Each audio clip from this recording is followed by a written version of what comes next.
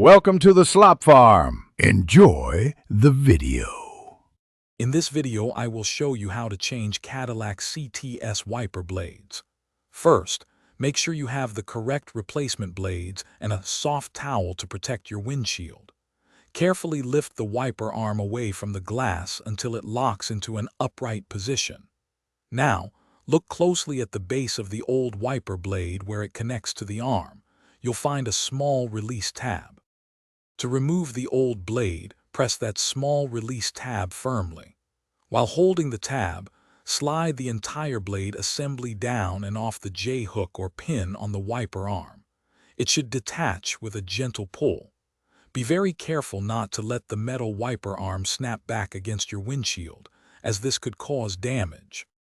Now take your new wiper blade and align its connector with the J-hook or pin on the wiper arm. Slide the new blade upwards onto the arm until you hear a distinct click, indicating it's securely locked in place. Give it a gentle tug to ensure it's firm. Finally, carefully lower the entire wiper arm back down onto your windshield. Once both new blades are installed, turn on your car and test them to ensure they operate smoothly and clear the windshield effectively. Regular cleaning of your windshield will also help extend the life of your new blades.